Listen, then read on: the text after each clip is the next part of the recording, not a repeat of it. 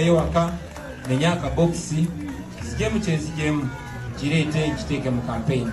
Tubasaba amawulire agatali malungi okuva eri National Unity Platform. Mwana mulenzi amanyiddwa nga Bobby Giant awambiddwa bw'abadde ne kanso Elias Luyimbazi Nalukoola ku kampani eya Reham. Okusinziira ku mukyala wa Bobby Giant agamba nti Jeno Damulira yawambye Bobby Giant n'ebirala tugenda beera nga tubimanya. Omukulembeze wa NUP Robert Mitembo Kyagulanyi Ssentamu wetwogerera bino nga yakwataganye dda n'abakungu mu palamenti oba okuva mu palamenti eya Bungereza, era nga enteesaganya nyingi ezigenda okubeera nga zitunuulirwa. Abawagizi ba NUP basekeredde abo ababadde bagamba nti Bobi Wine buli wagenda aba agenze kubeera ng'ayisa bivvulu. Bino nno bikanga mwami Museveni. Buli walaba nga Bobi Wine takubye kivvulu ayina gy'asoose, empale zikankana abantu abamu. Tugenda beera nga tubitunuulira. Amawulire agatali malungi, omubaka Nambooze Bakireke taata w'ekiro ekikeseza olunaku olwaleero avudde mu bulamu bw'ensi eno. Tugenda beera nga nabyo tubitunuulira era tugenda beera nga tubigaziyiza ddala. Mu ngeri emu tugenda tunuulira ku bannayuganda empambibwa n'engeri gye bakwatibwamu mu kiseera kino. Batoono ne bakwata ono, ne batoono ne bakwata ono. So kitusigira ekifaananyi ojja kuba nga otubuulira bino bitegeeza ki.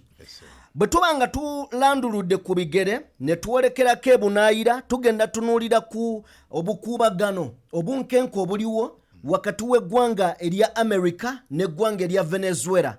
Emmundu essaawa yonna yanditandika okubeera ng'esekebbuka. Emizinga, ennyonyi n'amaato bitandise okubeera nga byetooloola, buli omu okulaga munne eryanyi.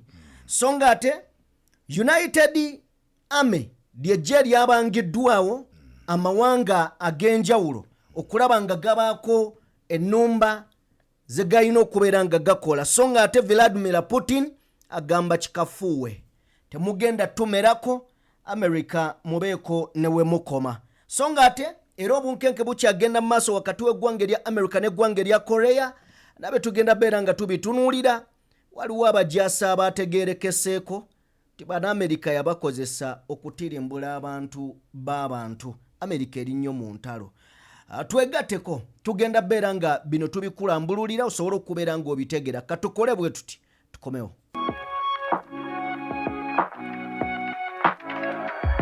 DPTV Uganda, Dawn People Television. Njagala kukwebazaako wenna atwegasseeko ettuntu ly'olunaku olwaleero. Webale nnyo, webalire ddala. Video gye tuwere like yakatwegattako, genda mu maaso n'okubeera ng'osubscribinga. Omukutu oli kugwa DPTV Uganda, yenze Sajjime ne muganda wange Robert Senior lirinnya. Mwebale nnyo, mwebalire ddala banywanyi. Yonna gye musinzira ogenda mu maaso n'okutugoberera. Eno DPTV Uganda, terefayina y'omuntu wa bulijjo. Ensonga tugenda bba tuzeetegereza ddala wamu n'okukunnyonnyola oziggwe ennyarwe. Saagala kubeera nga nkulwisa, just okujjukiza mukwano gwange nti weebale nnyo, weebalire ddala atwegasseeko. Njagala kutegeeza nti tetukutwala just for granted. Oli wa muwendo, oli wa kitiibwa, era tusiima obudde bw'ofissa n'ogamba kogoberera omukutu guno. Weebale nnyo, weebalire ddala. Tutandikidde mu NUP oba mu National Unity Platform. Ffenna tukimanyi nti kye kibiina ekisinga amaanyi ku ludda oluwabula oba oluvuganya gavumenti.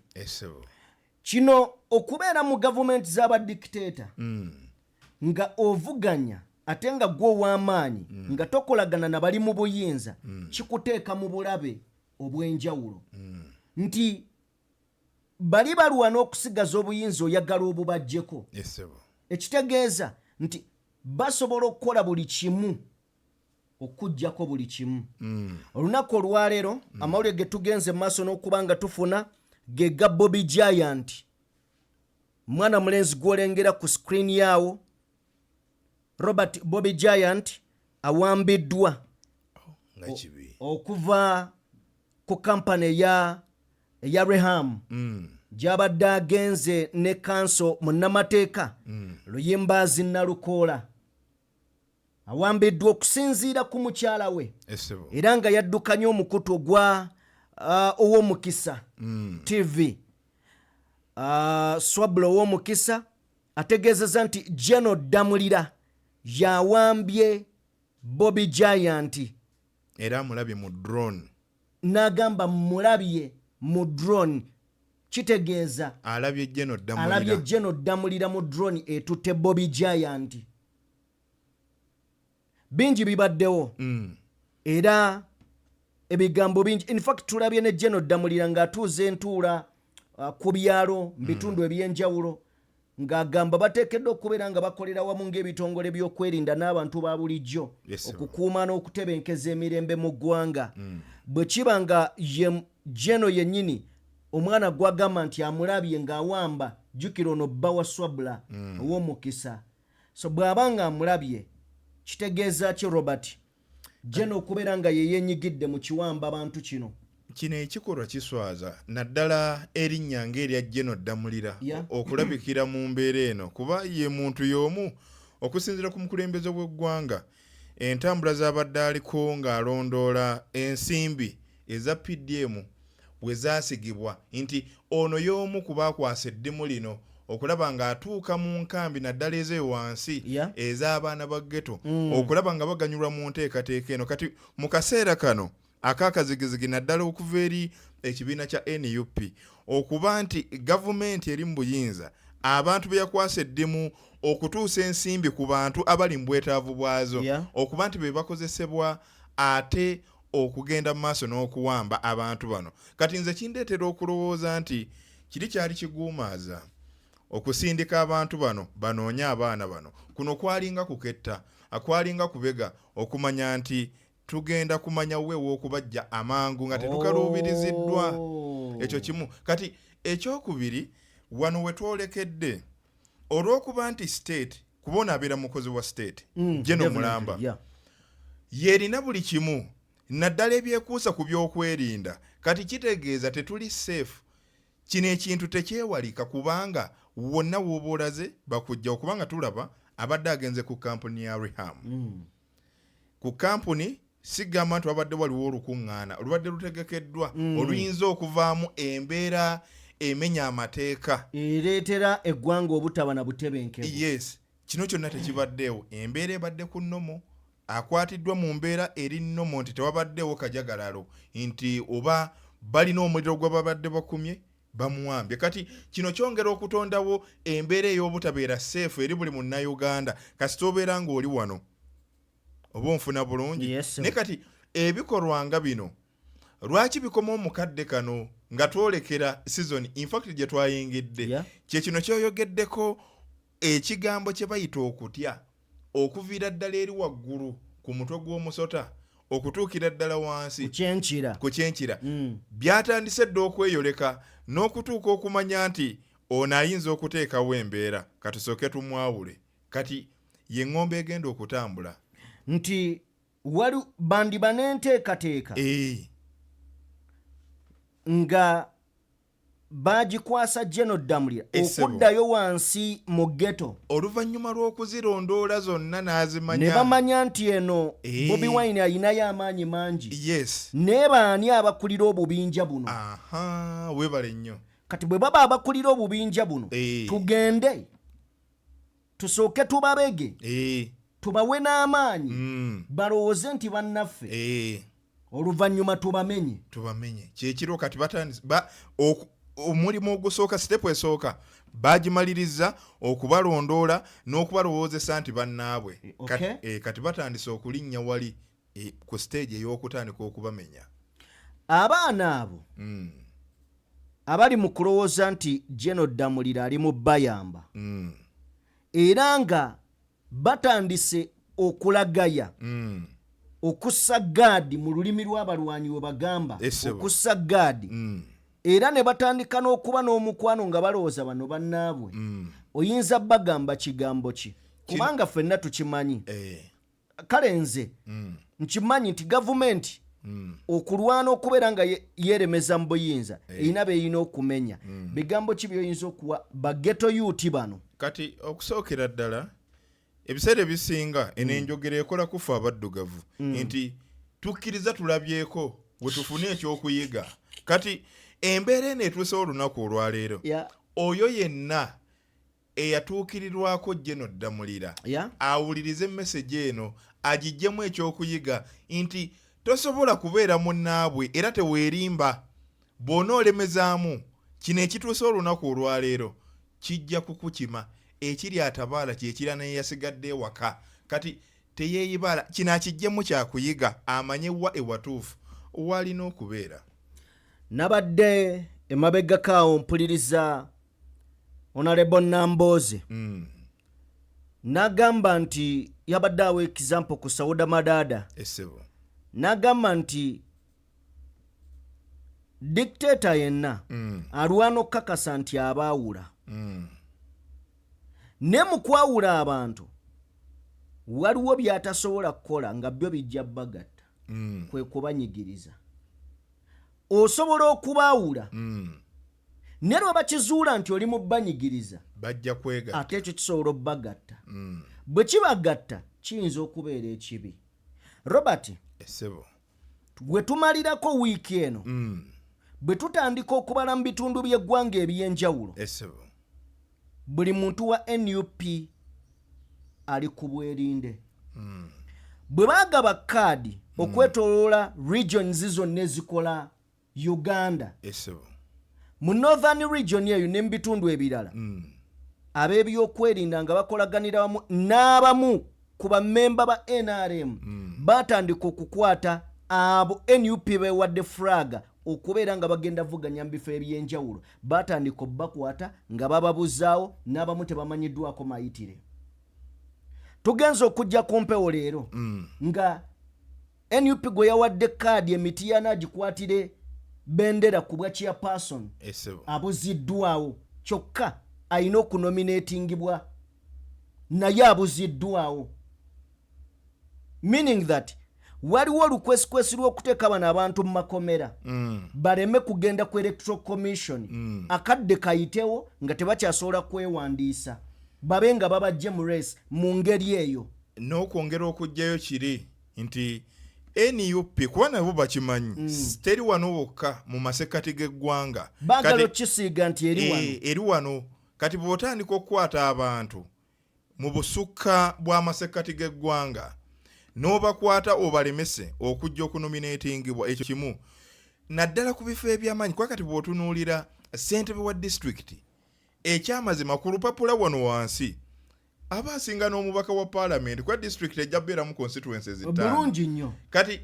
kino ekifo kinene nnyo era nzijjukira emabegako by election yali ekayunga nga balonda ssentebe wa disitulikiti Andrew Bukenya muwonge alyoka ajja owa NRM Museveni yasinzireyo n'ategeeza ne boozinira essaawa 24 NRM nga tennasalawo tebasobola kulangirira nti owangudde kaali kalulu nakwedde ne Andrew Muwonge kati era nakwedde era walaba ebyatuukawo kati nga kiraga nti nemuba mukagenzemu nga kamazima bo nga tebakkiriza kati bino byebimu ku bye bagezaako okutondawo kati bw'okwata abantu bano abali eligible okuwangula naddala mu bitundu ebyo ebyewala nga naawe kennyini okimanyi nti tosobola kubavuganya akyongera okujjayo okutya okuva gy'oli gwe abakutte n'okwongera okutondawo endowooza egamba nti ekkirizise bannayuganda nti NUP eri wano nabadde ntunuulira ekiwandiiko ekyavudde ku kitebe nga kikubiriza bannakibiina abakwasiddwa kaadi olunaku olusookera ddala akakiiko k'ebyokulonda okwetoloola eggwanga lyonna lwe kabeera kalambise okutandika okunominatinga abantu ku bifo eby'enjawulo lwe babeera bagenderako kisobozesa ekibiina nti ne woba okwatiddwa basobola okuyingira mu nsonga ezo ng'akadde kakyaliwo. So abantu bakwatiddwa ab'ekibiina naye ekisinga okunnuma mu bino byonna nti tewali wa NRM asobola kuvaayo n'ayogera ekyo kiteeka ebbali naye n'abeefuula abali ku opposition mu kifo ky'okuvaayo bakondeminge kino bakulaga nti tebibakwatako tebaagala kumanya ezo nsonga za NUP olunaagira nga bagamba baagala kwegatta era mbu baagala kujjako Museveni era ojja kuwulirayo ababuyabuya abagamba NUP etasobola na kusimba mu bantu mu bitundu by'eggwanga ebyenjawulo naye nga kati bali mu bakwata.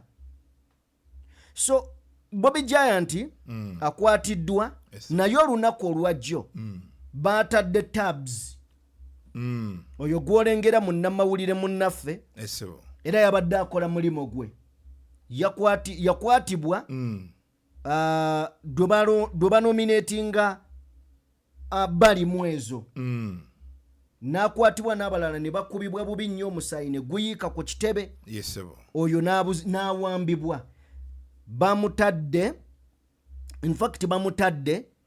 olunaku lwaleero dwe bamutadde n'addamu n'alabika naye mu kutoona ate bawambye Bobby Giant balinga abali mu kuwaanyisa ate kati olaba mu kaseera kano kanyongera okukibajjukiza abatugoberera nti ebintu nga bino bye bimu ku bivaayo okwongera okutya okwoleka embeera etya naddala okuva eri gavumenti nti ekimanyi bulungi ekibiina kino kyenyigiriza tekijjaawo kiri nti kyamaanyi kati ne bweneekola omukolo guno ogw'okukwata bannakibiina bano tekigenda kukinafuya kubanga era olaba ono yakwatibwa ku lunaku lwali lwakuna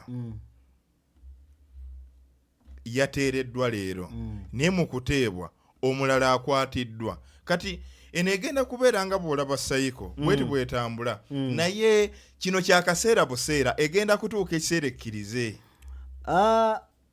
kakati bw'ovaanoga nti egenda tuuka ekiseera ekkirize nzikiriziganya naawe nga nzija mu bigambo oba nga neewola ku bigambo by'omugenzi mu kiseera kino omugenzi erinnya terinva mu mutwe omugenzi anone yali ow'amakindye Hussein Kyanje webale nnyo yagamba akaseera kagenda kujja nga omulembe oguliwo tegwagala kumanya tegutya masasi tegutya mundu nga gwo gwagala kimu buyinza wano wennyini we tutuukidde mu katambi omwana eyabuuzizza ab'ebyokwerinda n'abagamba abaye temuyinaayo kutiya gaasi mupya ono nga mukuba mukadde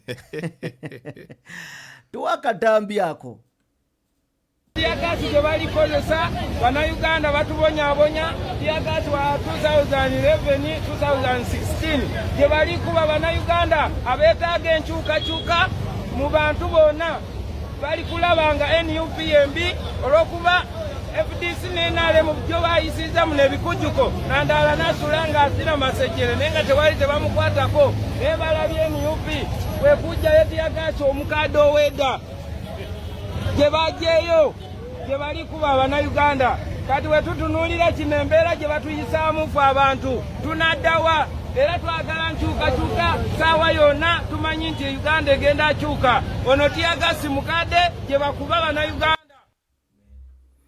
Omanyi obulabe bwa tiyagasi omukadde aba mubi nnyo buba bufuuse butwa gavumenti bwekuba abantu kitegeeza kino ekikola kagenderere nti sinti terina mupya naye ekuba omukadde abantu obbaluwaza ebirwadde kati bw'otunuulira omusajja oyo ensonga gy'ayogerako yankyukakyuka kati ffenna tukimanyi ekintu nkyukakyuka kiringa kukula tosobola kuziyiza kukula tosobola kukulwanyisa ne bw'oba oyagala nnyo era kyekimu ne civilization zezaaliwo nti olunaku olwali tulaba abazungu b'amaanyi naye bwe twabeerera mu mirembe egya ancient Egyptian civilization ng'Abamisiri be bali ku ntikko abazungu nga tebalina bye balabikira kaakati ekyo kyayita tuli ku mulembe ogw'abasajja abazungu kati ate bali eri tebakyaliwo nti kitegeeza enkyukakyuka yo tosobola kugiziyiza kati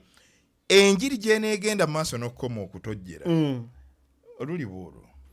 luliba olwo kale byebyo Bannayuganda basaba tiyagasi mupya at least balabe bawa n'omusolo lwaki mubakuba omukadde balabe omusolo gwabwe we gudda lwaki mubakuba omukadde ebyana ebyo baani ali bisonyiwa anyway kale mutukkirize tuveewo awo tusobole okubeera nga tubongerayo omukulembeze wa NUP ye Robert Kyagulanyi Ssentamu bino byonna tubyogera ali munda mu ggwanga lya Bungereza mu kibuga London era nga yagenze ku kivvulu ekiriyo osobola okuleka ng'obireka ebyo yagenze ku kifaananyi ekiriyo ekivvulu ekiriyo n'abayimbi bangi muno twalabyeko abakubi b'ebinyaanyanya Suna Ben Mbazira Tone Betty Mpologoma twamulabye bonna bayolekedde Douglas Lwanga twamulabye ng'omutegesi w'ebivvulu newankubadde kino kyayimiriddwamu Jose Jobs Link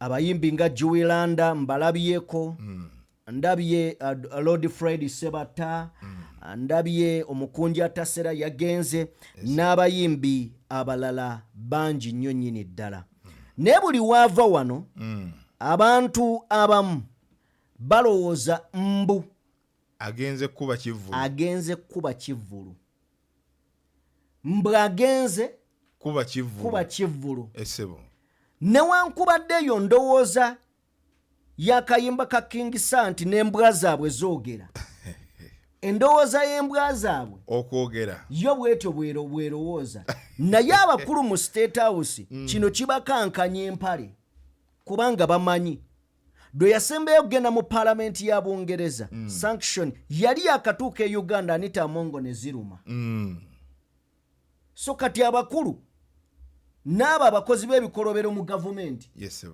babeerawo nga bagamba kati anonyeeyo ki kakati soko tuwe katambi ako then tujje tubabuulire asinkanye baani be baani bino ebyendongo biteeke ebbali kati katusooke tulabe kana akatambi k'emabegako soko okatuwe John Williams, Mr. Speaker. Bobby Wine is a charismatic, brave and popular Ugandan musician and an MP under his real name, Robert Kyagulanyi. On the 13th of April, along with other Ugandan MPs, he was arrested, detained in military custody, beaten and tortured. This isn't the first time for President Museveni's Uganda. Last year, MP Betty Nambuze was beaten by security forces in the Ugandan Parliament. Can the Leader of the House express solidarity with fellow MPs from Commonwealth countries who are trying to protect democracy? And how can the House ask the government to stand up to President Museveni's behaviour through action at the United Nations, the Commonwealth, and by using Magnitsky legislation if necessary? Well, the Honourable Gentleman raises a really important point, and I can tell him that last year I took part in a group of Commonwealth MPs, female MPs, who were sharing their experience of violence and threats against particularly female MPs. But he's absolutely right to raise the issue of the importance of freedom of speech and being able to go about our work free from the threat of torture and punishment, as he raises. With regards to the specific examples, I'm not aware of those, but if he wants to write to me, I can take it up with the Foreign Office on his behalf. Ye Bobby Wine, ye Parliament ya Bungereza. Kakati ako kakaddemu. Ekiro ekikeesezza leero wabaddewo olusinkana wakati wa Prime Minister era ng'ono mupya yakalondebwa amanyiddwa nga David Remy wakati we ne Robert Kyagulanyi Ssentamu era nga okusinziira ku mawulire ge tufunye galaga nti wagenda kubeerawo olusinkana olw'ekyama wakati w'abakiise mu Paalamenti ya Bungereza olw'ekyama ne Robert Kyagulanyi Ssentamu era nga dusuubirwa okubeeramu abantu wakati abakiise mu lukiiko lwa Bungereza wakati w'abantu 75 ku 100 kakati waliwo awandiise wano story n'agamba nti bano bagendereddemu okulaba nga basobozesa Kyagulanyi Ssentamu okubeera nga atuula entebe mu ntebe ng'era bakyesigamya ku bukuubagano mwami Museveni bw'alina n'amawanga gano aga Europe. Ffenna tukimanyi nti newankubadde mwami Museveni ayogerezeganya nabo naye tebali mu good terms. Ekyo kyo tukimanyi. Kakati Bobi Wine agamba katwongerefu okunyweza tunyweze enkolagana era bye bifaananyi byolengera simanyi oba twogedde bino nga olukiiko lutudde oba agenda kumala kuba ndongo abadde Uganda badde yasooke yevumbemu akafubo awo nze naawe kino kitegeeza kyeri ebyobufuzi bya Robert Kyagulanyi Ssentamu ne mu kaseera kano ke tulimu akaakalulu kano kitegeeza ki?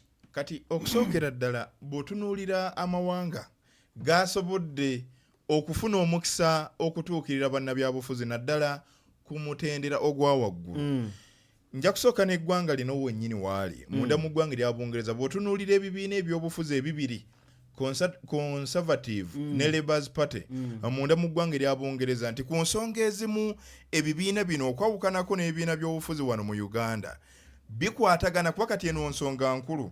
Bw'ojjukira omubaka owa Paalamenti ya Bungereza asituse n'ayogera emabega kaawo katambika emabega akulaze nti ripooti gy'aleetedde Paalamenti eyongera okujjayo nti kati Bungereza jjukira bye baali amafuzi b'amatwale wano mu Uganda.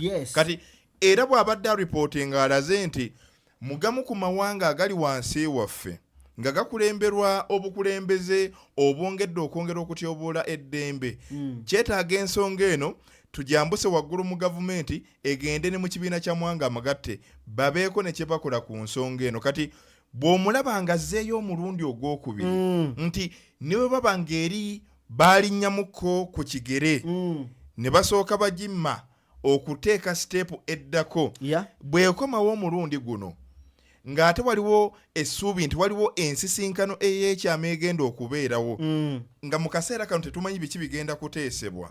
Nnyongera okutegeeza obutegeeza nti essuubi weeriri kubanga guno gubeera mukisa mulala nnyo gubeera gwoleka abazungu nti embeera ekituufu omusajja gy'ayogerako ntuufu si yakusaagirira era naye ng'omuntu akyongera okumuteeka ku ttopu kubanga kakyanga eggwanga lino lifuna obwetwaze atubadde tetulabangako kintu nga kino.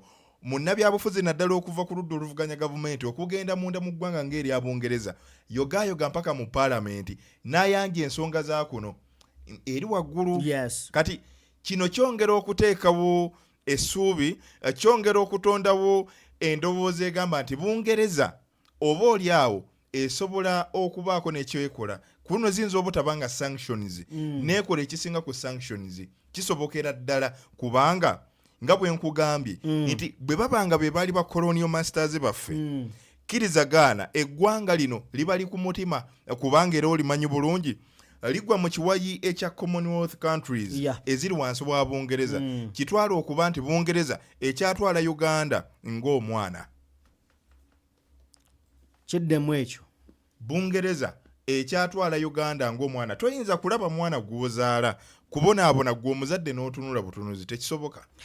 Wano Munnayuganda awagira enkyukakyuka ayina waafuniramu yate oyo atembeeta gavumenti kino kiyinza omumutiisa. Kati oyo atembeeta gavumenti mu mbeera ey'okugiwagira of course aba ayina kutya.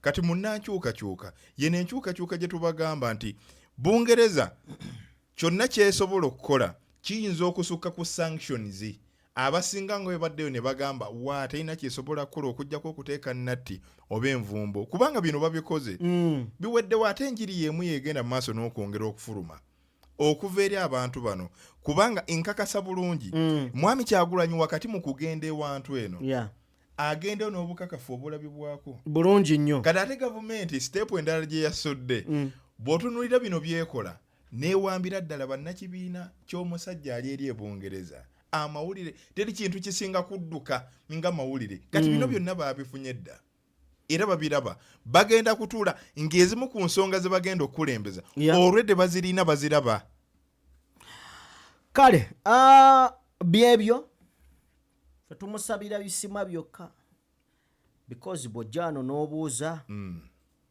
nti enkyukakyuka ojjagala eyagalibwa buli wamu tebakulimba teri atayagala nkyukakyuka buli wamu tewali n'abo bennyini abali mu buyinza abamu bagamba ejje just batyamu nti bwe tulina obutono buyinza okukola ki okutuva mu ngalo buyinza otuva mu ngalo naye bajagala so bwe tuba nga tuvuddeko awo mutukkirize tugendeko emukono ewa Honorable Nambooze. Mawulire si malungi yadde n'akatono, tegawooma era tegazzaamu oba tegawa maanyi. Taata w'omubaka Nambooze Bakireke mu kiro ekikeesezza olunaku olwaleero avudde mu bulamu bw'ensi eno. Kitalo nnyo nnyo nnyo nnyo nnyo. Ono nno abadde amanyiddwa nga Mwami Kayongo Ssettuba. Gw'olengera sajja omudaali gubadde tegumuva mu bulago ng'era muwala we Nambooze Muzeeyi Ssettuba afudde.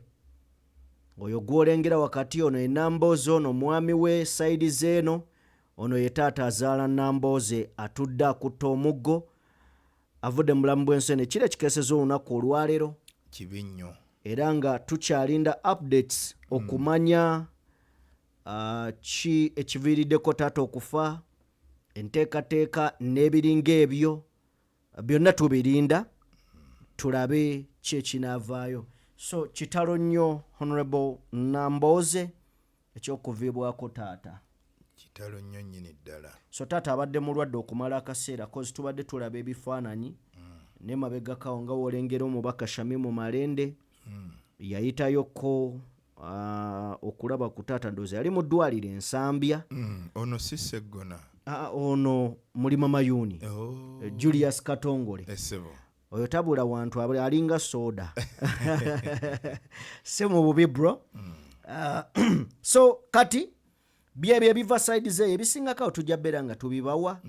Dati zibana baba to update nze enteekateeka na biki nga bwe binatambula. Mutukkirize twolekere nabagamba bwe tutuuka mu kana akanyomero abamu tuwummuza engalabi zaffe ne tuleka omukugu atindige ye Ssekanolya obulago buwanvu alengera ebifo ewala ye Robert Senior. Robert Sebo. Eggwanga lya America Donald Trump n'eggwanga lya Venezuela emundu wagwan ebintu nga byongedde okukaluwa. Ono emmeeri zizze, ono asitudde ennyonyi ate n'ono aleese ennyonyi okwekakasa ki ekigenda mu maaso wakati wa Venezuela n'eggwanga lya America. Kati okusookera ddala omukulembeze akulembera America ye mukulembeze ate erya ntama ate atalya mu bigambo bye nti bw'ovaayo n'owakanya ekyo kyaba ayogedde naddala ng'emmundu azitunuzza mu ggwe akolera ddala akatiisa. Kati lwali lunaku lwakubiri ekiro ekyakeesa olwokusatu America tukimanyi bulungi yasindika emmeeri 6 kwotadde ne submarine eryetekka nuclear. Ndi mu program ngenda beera nga nkukubira mu liyanja erimanyiddwa nga Caribbean Maserengeta ng'ekigendererwa ekikulu kukwata buli muyaga oba okuziyiza buli muyaga obutasala kuva munda mu ggwanga lya Venezuela kuleeta njaga kika kya cocaine agitunde mu America. Kati ekiro ekyakeesa olwokusatu waliwo eryato eryali livuddeyo nga lyolekera America. Kati omulimu ogwasindisa emmeeri zino ne gukolebwa ne tutandika okuziraba nga zigukola. Eryato lino lyakubibwa abantu 11 bonna abaaliriko ne battibwa. kati ku lunaku lwabadde lwakuna omukulembeze akulembera Venezuela Nicolas Maduro yareactinze yakutte ennyonyi 2 ekika kya F-16 ne zitandika okubongera mu bwengula awo wennyini ku mmeeri ezo ng'alaga Omumerika nti byonna by'okola tuli ready okukweŋŋanga. Kati Omumerika mu kumwanukula naye kyakoze enkya y'olunaku olwaleero asitudde ennyonyi ekika kya F-35 zivudde New York zoolekera munda mu ggwanga lya Venezuela. Kati Trump yeekyusizza tagenda kusinziira ku liyanja Caribbean okuziyiza abayaga, atoye order ennyonyi zino zigende zikube buli ewali enfo we bakolera enjaga ekika kya cocaine munda mu ggwanga lya Venezuela. Kitegeeza ennyonyi zino zisindikiddwa ku mission kumaliriza bagenda kuba nfo munda mu ggwanga lya Venezuela. Jjukira gano mawanga abiri ga njawulo. Kati Nicolas Maduro ye okutya okusinga obungi tekuli kukuba nfo zino we bakolera njaga. Kati Trump jjukira y'omu ku batakkiririza mu bukulembeze bwa Maduro olw'ensonga nti wakati nga Maduro avuddeyo n'ategeeza Trump ayagala buyinza munda mu ggwanga lya Venezuela bukyusibwe naye tebugenda kyusibwa na mundu. Kaakati Trump ye yamutegeezeza nze sijja kukyusa bukulembeze, nzijja kusaanyaawo before ewali enjaga mu Venezuela. Wabula n'obukulembeze obwo tebuliwo mu mateeka, buliwo mu bumenyi bw'amateeka, kubanga akalulu akaliwo mu January owa 2025 Maduro alyoka akomewo akongera okwoleka oba nkyogere ntya kaalimu emivuyo mingi era kigambibwa nti kabbibwa kati okusinziira kwa alipoota ey'ekibiina ky'amawanga amagatte eyoleka bweti akalulu kabbibwa kati ate okusinziira kwa alipoota eva mu mukago gw'abannabulaaya era naye eyoleka nti Maduro abaali bamuvuganya abamu yabakuba obutwa abalala n'abasiba nga kyoleka polisi yali ayagala yeeremeze mu kiki mu kintu era nga kino kyakusatu kisanja kyakusatu ng'emukulembeze wa Venezuela ekitakkirizibwa y'omu ku baakwata ku ssemateeka n'ajjamu akawaayiro nga bwe kiri wano akekkomo ku bisanja n'akomawo. Kati bye bino ebimu ku ggwanga lya Amerika ebyagala okuggibwawo newankwadde nti beerimbise mu kino nti enjaga esusse okuva mu kibuga Caracas okujja mu Amerika.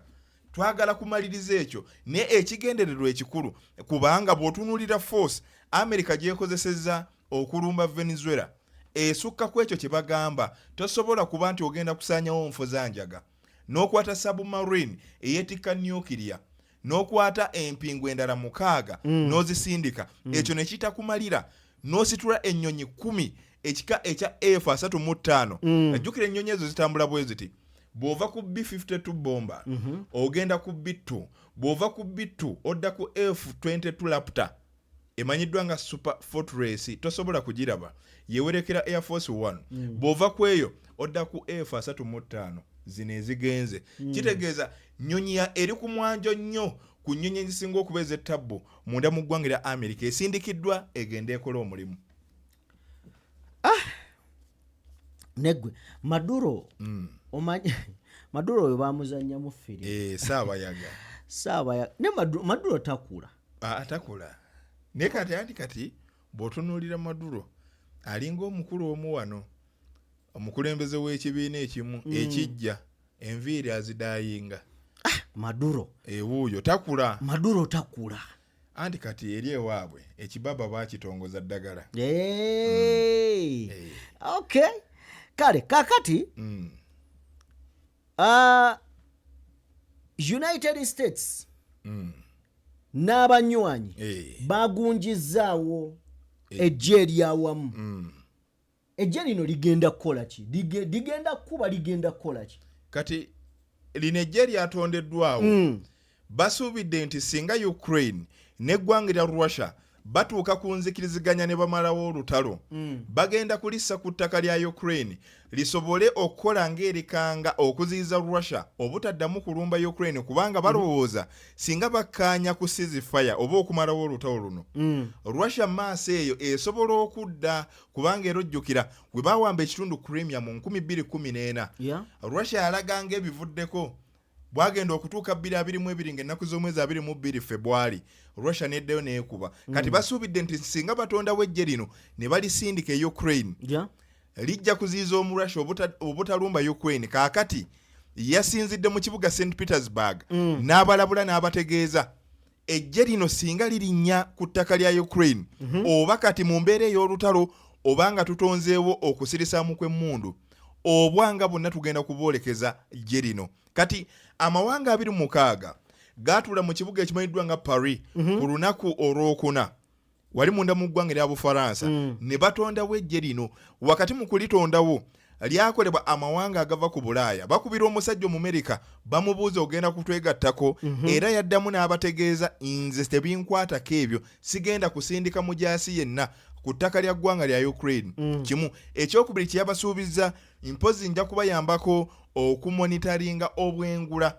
Kati eggwanga ng'erya Germany n'eggwanga lya Italy nabo beegase ku musajja Omumerika ne batya ne bakivaamu kubanga omusajja bw'aba avuddeyo n'akutegeeza nti eggwanga lya Ukraine eggwanga lya Russia tegalina njawulo. Oyo Putin yagamba lirina kubeera nga ggwanga limu. Kitegeeza bw'oba ojjukira ng'amawanga gano gakyali wansi wa bendera eya Soviet Union ebimu ku by'okulwanyisa by'omukago ogwo ebisinga obungi byaterekebwanga munda mu ggwanga lya Ukraine era n'okutuuka olunaku olwaleero newankubadde amawanga gano gaafuna obwetwaze ne tulaba Russia ne Ukraine. Russia erina obuvunaanyizibwa bungi nnyo ku by'okulwanyisa ebiri mu Ukraine.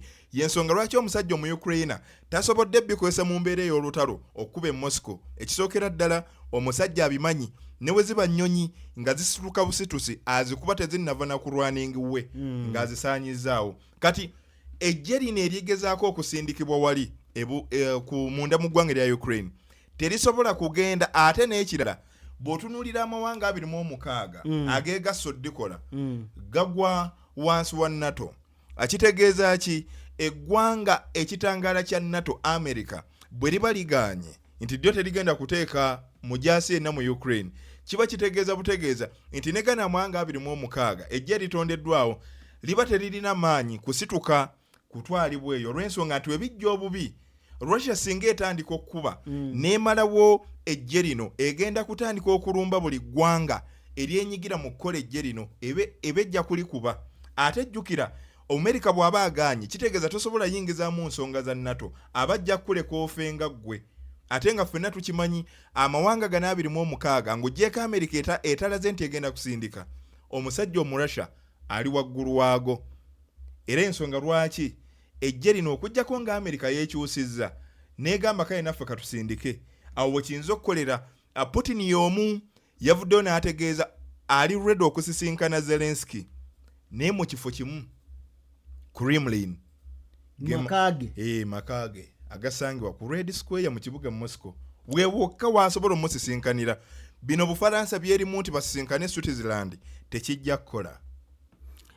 Naye baaba awaliwo olya n'okomba essuwaani ati Zelensky naye agamba tasobola. ekyo kye mbadde ngenda okugamba nti oba ojjukira omusajja waliwo omusajja yafiira mu kkomera emabega kaawe erinnya lidduse munda mu ggwanga lya Russia eyali asinga kankyogere bwe nti Kyagulanyi we Russia. Putin yamukwata n'amusiba.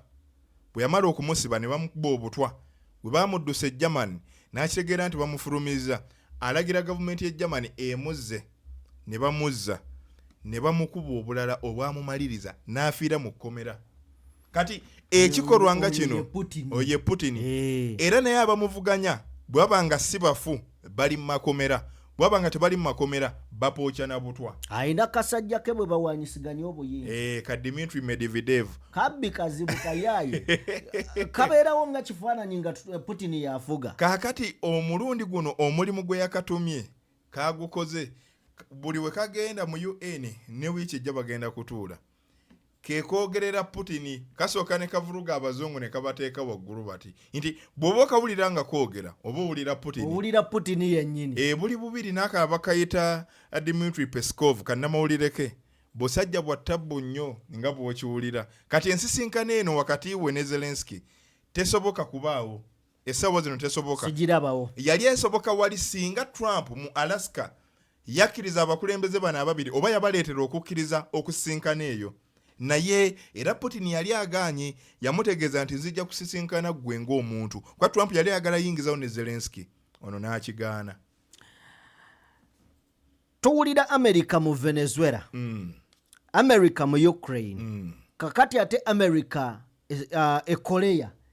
Korea eno nayo kyate kati mu ntandikwa y'omwaka gwa 2019 myaka 6 emabega eggwanga lya America ne North Korea gakkiriziganya okugenda mu nteeseganya ezisaanyawo buli omu nuclear we ne batandika n'eggwanga lya North Korea ne litandika okusaanyaawo owaalyo kati bwe likufuna amawulire nti America teri mu kusaanyaawo nuclear waayo ne beekyanga enteeseganya ne ziyiika ne zikomaawo kati mugenda maaso n'okukola kino wakati mu process nti baali tebannaba kwegwamu North Korea nga tennagwa mu America America yali yatoyedda order Trump era yali omukulembeze ebiseera ebyo nga yalagidde dda ekimu ku bibinja bya America kyensuubira okuba nti ekisinga okuba ekyettabbo mu bibinja eby'amagye mu nsi yonna ekimanyiddwa nga Navy SEAL ttiimu ey'omukaaga ekyakozesebwa okutta Osama bin Laden mu 2011 ekiragira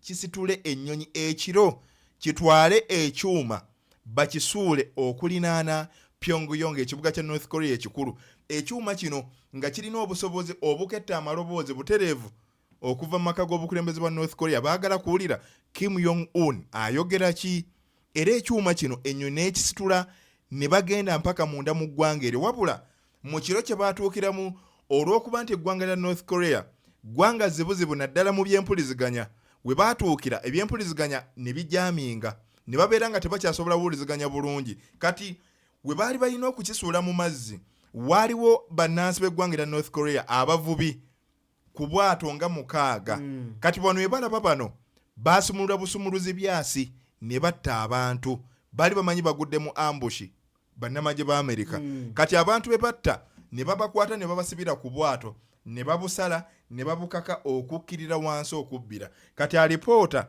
zifulumizibwa olunaku olw'eggulo nti America yatirimbula bannansi ba North Korea ng'ekigendererwa ekikulu yali esindise ejje lino Navy SEAL ttiimu ey'omukaaga okukwata ekyuma ekiketta bakiteeka eyo kati gavumenti okusinza ku mukutu omutongole okuva e North Korea ogumanyiddwa nga Korea Central News Agency guvuddeyo ne gutegeeza Kim Jong-un oluvannyuma lw'okukizuula nti America yali emukoze kino waakuwoolera imbagirawo jjukira ye muntu y'omu twamulabe yakkaanyiza waliwo omukago ogwatondeddwawo wakati wa Russia, China, North Korea ekyo kimu eggwanga erya North Korea okufaanaganako ne China ne Buyindi ne Russia baakola intercontinental ballistic missile esobolera ddala okuva e Pyongyang neekuba mpaka New York bagirina kati bw'aba akugambye nti waakuwoolera eri eggwanga ku kintu kye wakola emyaka 6 ng'akitegedde lwaleero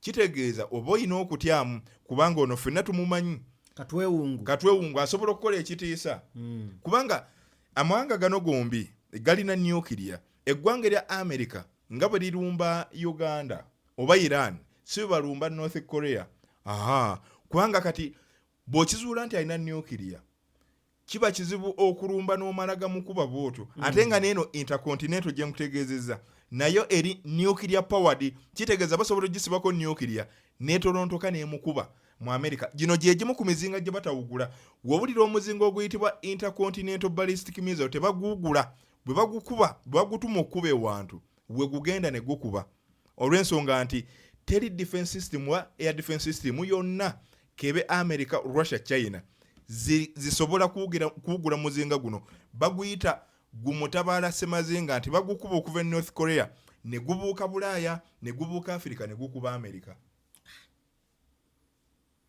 baba aje mizinga Morgan bebajjo gitukolera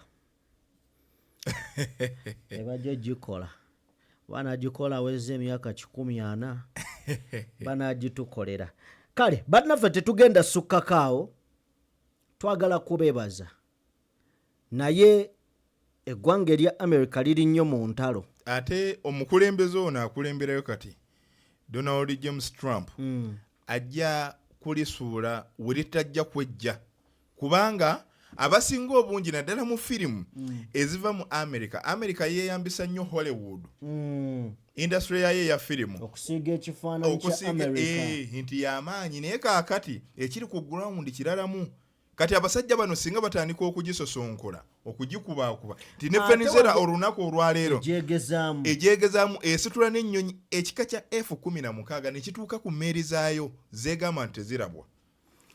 So ndabira ddala nga kubanga ekirwana entalo ziba ssente bwe ziba ssente n'emmere bye birwana entalo.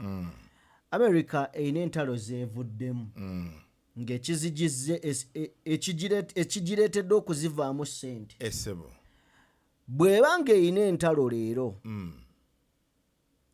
kumpi ku kontinenti ez'enjawulo ate nga amawanga gerwana nago g'amaanyi olaba ng'eyolekera okugwa mu kyeyinza obutavaamu era obwa superpower bw'eba teyegendereza mu bbanga eritali lya wala nnyo egenda buluuzinga. Kuba kati olaba ekisinga okuluma nga tugivaako nti Trump ekisanja ewaabwe kya myaka 4 ajja kukola vurugu yenna atuuke ave mu bukulembeze bwa Amerika, naye kiri tekiva ku ggwanga y'omuntu agenda kuvaawo, naye akattu kagenda okulirekamu lijja twala ebbanga okukavaamu.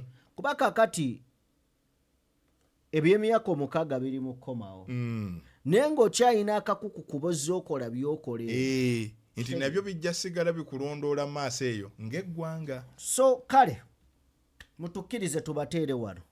Yenze Sajjime mbadde ne Robert Senior nga bwe tugenda maaso n'okubeera nga tutunuulira ensonga ezigenda maaso wano ewaka munda mu ggwanga lyattu Uganda kw'ossa ne Bulaaya wakati mu bisenge by'amakolero n'entalo ebyobufuzi n'ebyobukulembeze bye tuba tujja nabyo. Ffe tetujja mbw ate ono yanywegedde gundi no. Ezo issue tezitukwatako, mwenywegero oba mweruma mimwa mujerume tebitukwatako. So Morgan yabadde mu production butereevu nnyo, at the same time era Kulenzi yabaddeko ku kamera, abikwasaganyiza bibiri. Mutukkirize tubate tusinkane mu mboozi eddako. Mukama Katonda abatukuumire.